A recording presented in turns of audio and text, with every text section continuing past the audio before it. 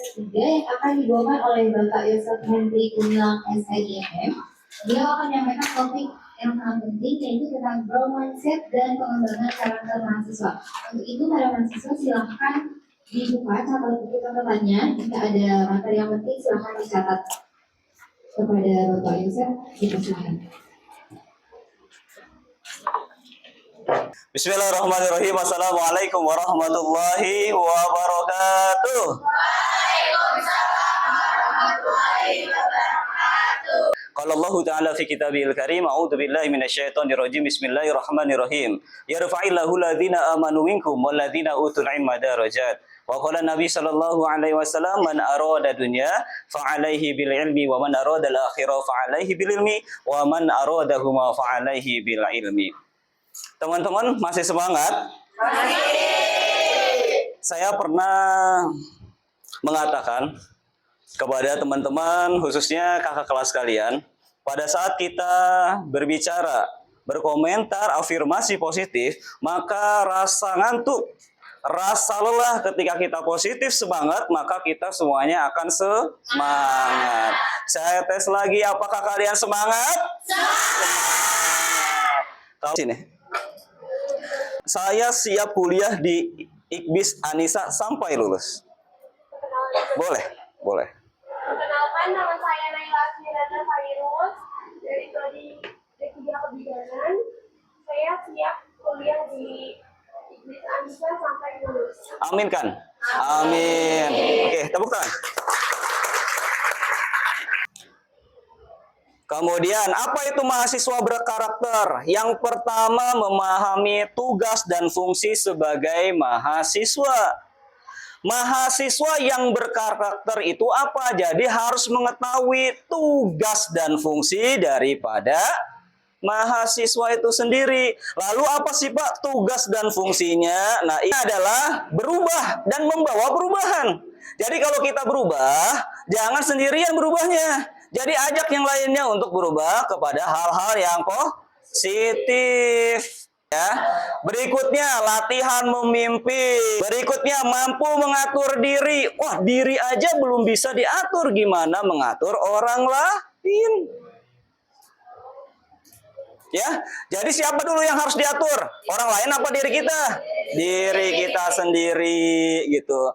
Semuanya harus diatur. Saya punya komitmen datang tepat waktu sebelum dosen datang. Saya duduk paling depan bagian pojok itu dari semester 1 sampai 8. Saya duduknya pun konsisten, nggak pernah saya di belakang. Apa hal hasilnya? Saya masih ingat pelajaran-pelajaran mata kuliah yang dijelaskan oleh dosen-dosen saya pada saat 2012. Membentuk karakter, saya kasih tahu, hormati dosen yang ada di depan kalau mau berkah. Ketika kehidupan kampus yang pertama adalah taat aturan akademik. Yang pertama kehadiran, yang kedua mengerjakan tugas, yang ketiga melaksanakan ujian. Baca seseorang, membaca karakter seseorang dari media sosialnya, dari postingnya, apa saja statusnya, apa saja kalimatnya itu bisa mencerminkan karakter seseorang. Di media sosial sering ribut melulu, berarti orangnya adalah temperamental. Kalau bagusnya seperti apa? Sebarkan kebaikan, ya. Kalau kebaikan itu akan mengalir. Ya. Kama qala Nabi sallallahu alaihi wasallam, idza mata ibnu adam in qata'a amaluhu illa min thalasin shadaqatin jariyatin aw ilmin yuntafa'u bihi aw waladin sholihin yad'ulah. Jadi kalau kita berbuat kebaikan itu mengalir terus pahalanya kepada kita, dan sebaliknya kalau kita share postingan yang enggak baik, ya berarti dosanya kepada kita. Percaya diri, kita sudah tahu materi apa yang kita sampaikan kepada teman-teman, bagaimana kita bayangkan pada saat kita negosiasi dalam dunia perusahaan. Siapa yang nggak yakin dengan kita? Oke. Yang kedua, teamwork, ya. Di perusahaan, di dunia nyata, kita nggak bisa kerja sendiri. Kita itu bisa sukses kalau kita dibantu dengan orang lain. Jadi jangan merasa bahwa perusahaan itu sukses karena saya, nggak bisa. Karena ada pendukung-pendukung yang lainnya. Oke ya. Adanya tim work, kerjasama antar tim, antar bagian. Oke. Berikutnya disiplin, time management. Oh ternyata mahasiswa itu harus disiplin. Kuliah jam 7, harus datang sebelum jam 7. Itu komitmen. Kalau setiap hari di bawah, pada saat nanti kita kerja, itu adalah habitual action.